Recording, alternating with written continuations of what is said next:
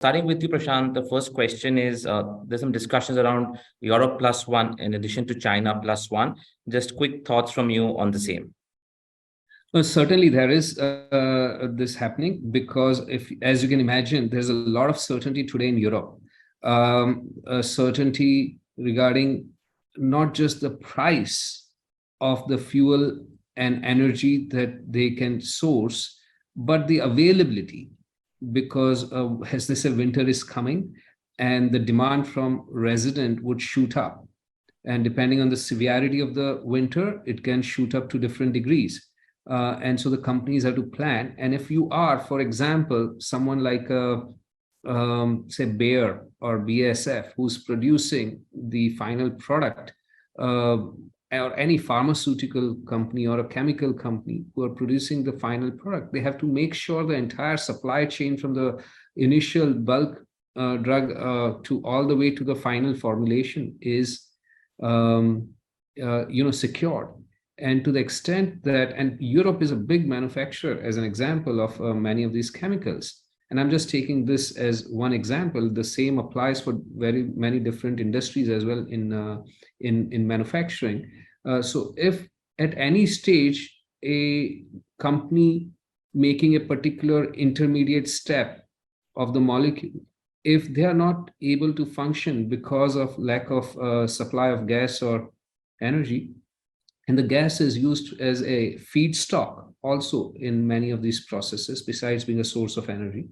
And then it would impact the production at the tail end of the final product. And hence, there is great degree of uncertainty. And so those who are producing the final product, or anyone who's getting inputs from other European companies, they are trying to figure alternative sources. And at this time, India is in a very good position. Obviously, all of that is not coming to India alone, but India is benefiting from that because China is having its own problems. So the first choice would not be China at this time.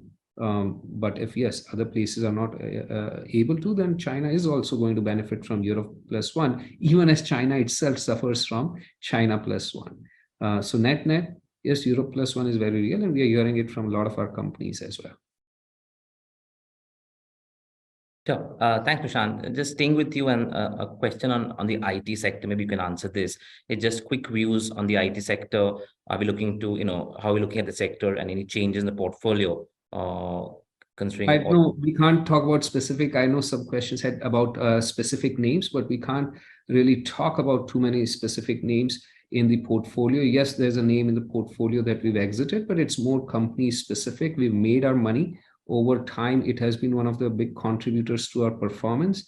And we think at this time, given the set of challenges that they're facing and the valuation where it is, the money is better deployed elsewhere. Some of that can flow within the sector also to other names within the sector, and some can be outside the sector. So we have a very healthy allocation, as you might have seen in the presentation earlier, or I can just say, because in the interest of time, we have a close to double digit or just over double digit. The team has an allocation to the IT services sector, and particularly given that a lot of it is to mid-cap IT, right? So the effective exposure, if you will, the beta adjusted exposure that the team has still is higher than the benchmark. And we believe the names that we have are the ones that are structurally benefiting from all the mega trends that have been at play for last several decades in tech sector. And these are companies with very solid managements that are going to be affected. Every company is going to be affected by the downturn if globally there is a demand downturn. But these companies would out-execute the competition and come out at the other end with a stronger market share than going in. Sure, Prashant. So maybe coming to you, Rohit, and Prashant, you can also add just a lot of discussions around the defense sector. Just quick thoughts from you on that, Rohit. So again, several opportunities as we look to sort of become more self-dependent, right? Again, we continue to look at it from a bottom-up standpoint. The big development is that the government is now open to higher private participation, and indigenization of technology from a defense perspective is a big push. So there will be opportunities in the sector driven by these two things. And we continue to evaluate a lot of companies in the space and have some exposure. Prashant, if you want to add. Yeah, and just want to caveat to people, oftentimes, investors, retail investors, or even fund managers and media creates a lot of discussion around some themes. Yeah, and defense is one of the themes. Now, we as a team don't discard the ideas just because they've become a theme, but at the same time, we don't, invest in companies in that theme just because they've become a theme. Sometimes the best way to benefit from is by staying completely out of it. Yeah. Because maybe there are no good companies that really think, for example, telecom sector, if you think of wireless, there's tremendous growth from 2003, 4, 5 onwards, all the way till, a few years ago. But hardly any company created real value of any substance. There's a lot more money, a lot more wealth that was destructed, not just in India, but around the world. If you look at, be it in US, be it in Europe, be it in several of the emerging markets, be it in India, would say there are many more instances, and collectively there was more money destroyed, more wealth destroyed in one of the fastest growing sectors of our time. And that was a very strong theme at the turn of the century. I mean, I used to cover telecom sector in the US in the late 90s and early 2000. It was a very strong theme. Mobility, obviously, how can, everyone is going to have, and everyone does now have a mobile phone. So in the real world, what was projected did play out. But the dynamics of the industry were such that nobody could capture the opportunity. And so that's very important, whether in any theme that you look at, whether there would be players in the industry, investable ideas that would capture the opportunity. And in defense, yes, there are some.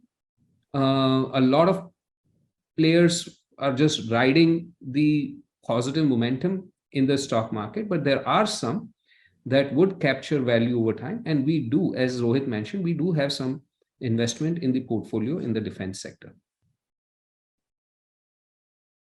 Thanks, Rohit. Thanks, Prashant. Parag, coming to you, there's a question on insurance. There's been a slowdown in some of the general and life and numbers. Anything to worry about? Your quick thoughts on that?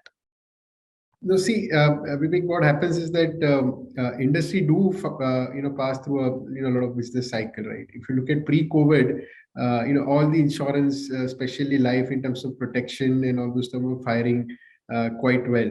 Post-COVID, what has happened is that the reinsurance market is tight, right? There are a lot of nuances which you have to go through before you take protection policy.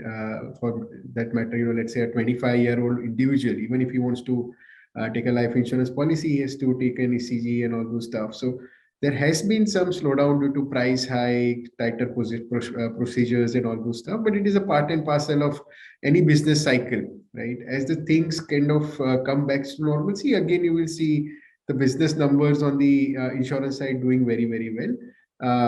But we are very mindful of the fact that irrespective of business cycle, as a lot of our team members keep highlighting, the great companies, the good companies with a lot of brand value and etc. will definitely do very well across the business, across various business cycles. So we'll keep that in mind, and we are quite sure that our portfolio companies will do much better than the overall market conditions. Sure. Thanks, Parag. Prashant, coming back to you, and this is a question which you've been answering and for many years now, as a number of stocks in the portfolio, just the rationale of having 50 plus stocks and your thoughts on that.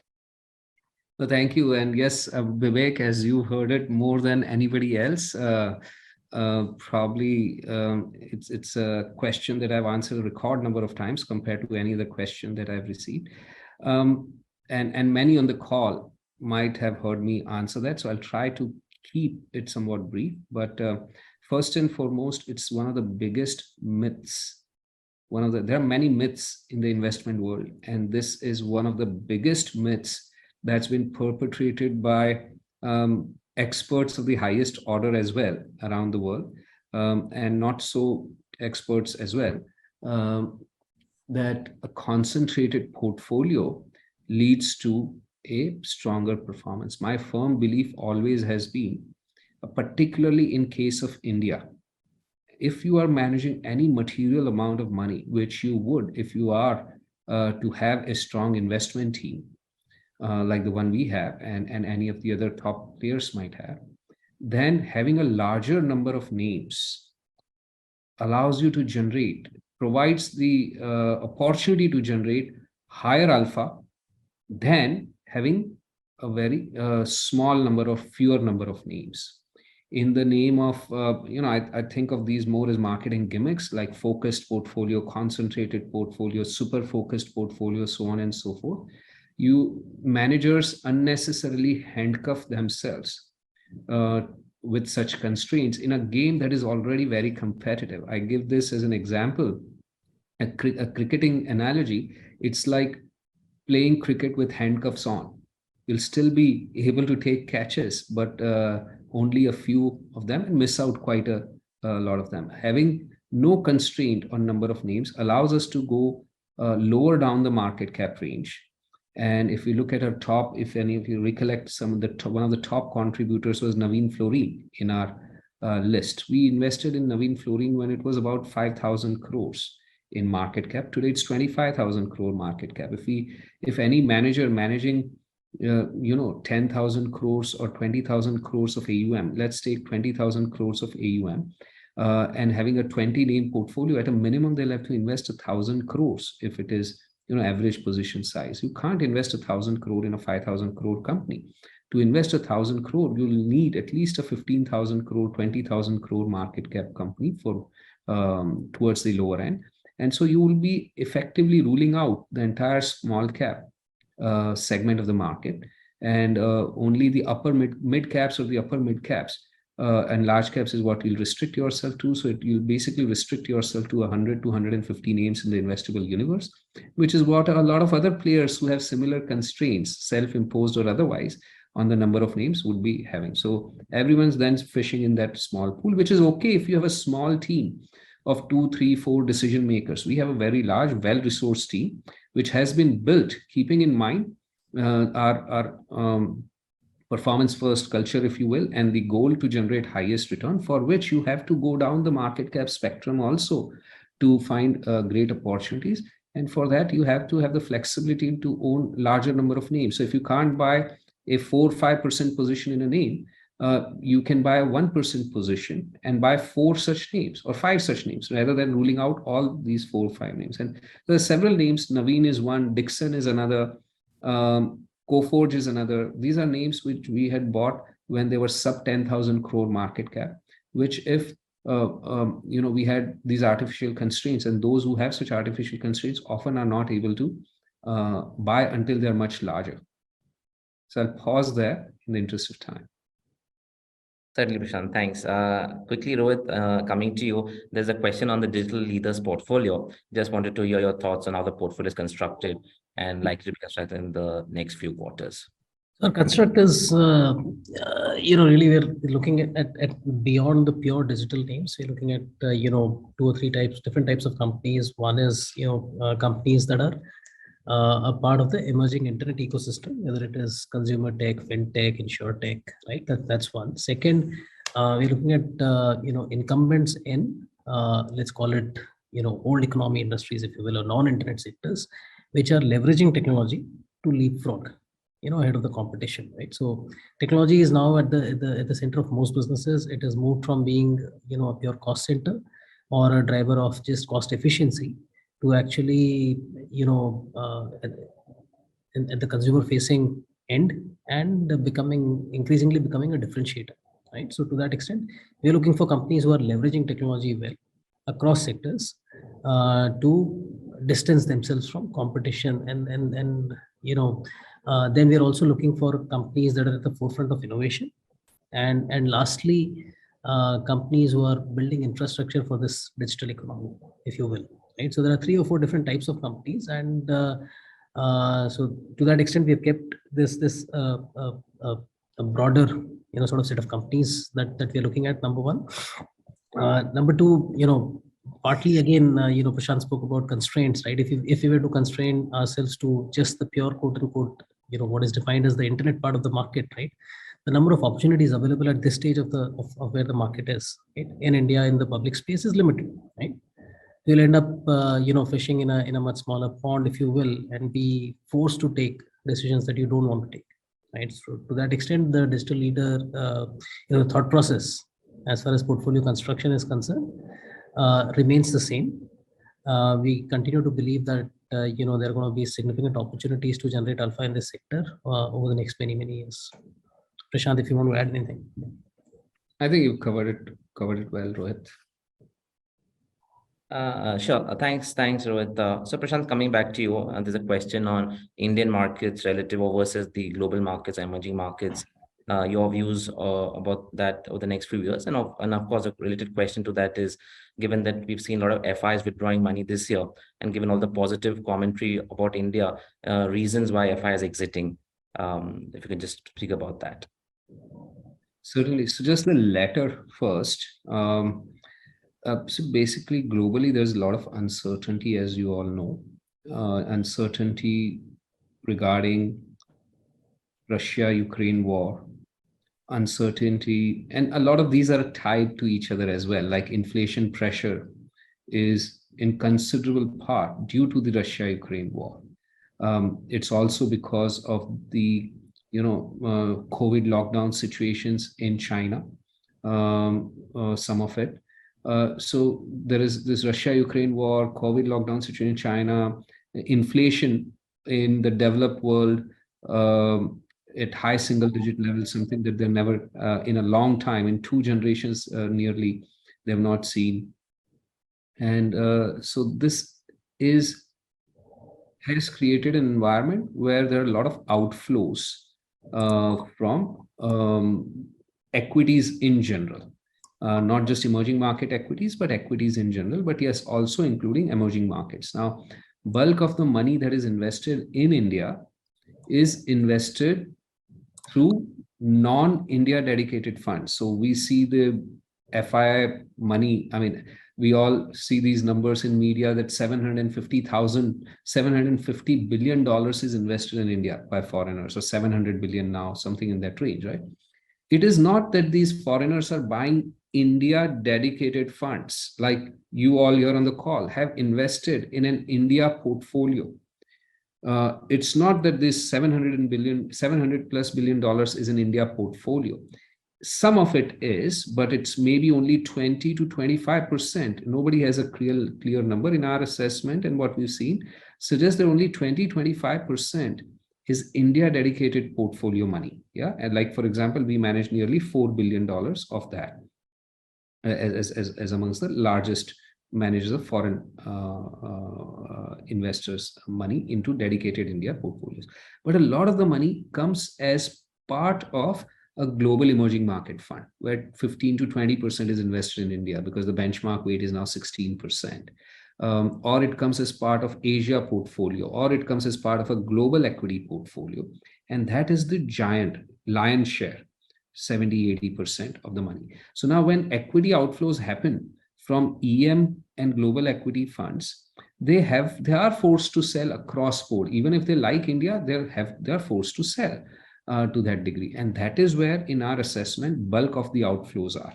FIIs have not invested India specific. I don't believe, again, it's difficult to say for surety, at least what we are saying in terms of flows to our funds and interest from our prospective clients as well as existing clients. I think there is in fact an increased interest in India dedicated investments, but the outflows are happening more from the multi-regional funds like global equity, EM equity, international equity, so on and so forth. And that being the largest bucket investing in India, that's why the numbers might be negative. Sure. The other portion, the other question was, Vivek, please repeat. The Indian equity markets relative to global markets and emerging markets for the next few years. Certainly, see, from a return perspective, at any point in time, it's reasonable to expect ex ante that going forward, all these markets are going to deliver same or very similar returns on a dollar basis. If you look at the last 20 years or since the turn of the century, since the end of year 2000 or end of year 99, US has delivered 5% dollar return. EM has delivered 5% or thereabouts dollar return. And India has delivered a 6% dollar return, because this year India has outperformed considerably, and so 1% higher. Yeah. But if you were to look at as of end of last year, probably it will be all 5, 5, 5 or somewhere around there in terms of return of 5 to 6% return. So, and these are all in dollar terms. And I think that's reasonable, and that is logical that going forward also one should expect individual countries and markets to return in their local currencies returns equivalent to their nominal GDP plus the dividend yield. Yeah. And in India, we expect that to translate to a mid-single digit dollar return, 5 to 6%, and expect similar returns from developed world as well as EM world. Investing beyond India does make sense, though, to get the diversification benefit, because if you look at, like I was saying, last first decade, so 2000 to 2010, India outperformed dramatically compared to, say, US by about 10 percentage points or so. And then the next decade, from 2010 to 2020, India underperformed terribly, underperforming by 10% or so in dollar terms. Yeah, though over a 20-year period, both returned about 5 to 6% return. So if you were to spread a little bit, diversify a little bit, that would have given you more consistent return. Similar, at least the market return would have been similar. It remains to be seen whether you can, obviously you have to find, in my view, it's alpha can add a lot of value in India. And so you have to find similarly strong manager for outside India as well to be able to, deliver strong total return. In India, alpha potential is higher than most other, especially the developed world. India is alpha potential is higher, so that you have to factor in. But there is merit in some diversification across global equity markets. Sure. Thanks, Prashant. Maybe we'll just have time for one last question, given it's already past 6:15. And maybe coming back closer to home, Prashant, maybe quick comment from you on the corporate earnings this quarter and the expectations in the next few quarters to come. So corporate earnings are in India fairly robust. Obviously, globally, they're expected to weaken, and there would be some effect of that. So there are countervailing effects in India. If the global demand environment is to slow down considerably, then it would hurt the earnings projections for export-oriented sector like IT services, engineering exports, and so on. But just by the way, having said all that, I want to be clear, it's not that you can make money by such projections, because market's already expecting a substantial slowdown. Yeah. So in fact, a slowdown can occur for IT services, and yet the IT services stocks might do extremely well because the market's looking beyond the slowdown. It's like, in March 2020, if you were in March 2020 and you were to know how badly COVID is going to impact the livelihoods and lives of people around the world with all the lockdowns and still lockdowns going around the world, you'll believe the stock market would go nowhere but down. Yeah. But market discounted all that in March 2020 and had one of the best runs over the next couple of years. So just because what I'm saying, this global export-oriented sectors can suffer in corporate earnings doesn't mean that the stock prices cannot do very well for some of these sectors or stock specific individually. And we do continue to, I saw several questions to this regard, we do continue to have a very strong exposure and investments in IT services sector as well. So we don't take such top-down sectoral calls, but are more company specific.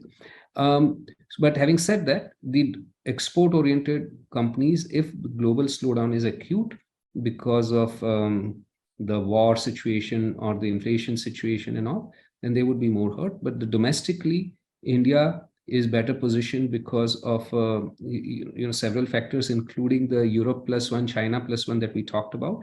and you have to go sector by sector. Banking sector, which makes up 30% of the benchmark, has never been in better shape in terms of earnings growth. Their balance sheet are extremely clean after nearly a decade of write-offs. I'm talking collectively as a sector, including the government-owned banks, and after over-provisioning for COVID. So 30% of the benchmark or market might deliver close to 20% earnings growth from here. IT sector, which is one we already spoke about, that's about 10% of the market. Consumption sector, there are countervailing forces. There would be, if inflation were to spike in India further from right now in mid to high single digits, comfortable for India. But if it were to, which is not expected, were to go much higher and causes a slowdown in the economy, then there could be some impact on consumption. But otherwise, it's reasonable to assume a low teens kind of growth in the consumption sector as well. And capital spending is picking up after a long time, because of a lot of manufacturing is moving to India, and the Indian domestic economy itself is doing well.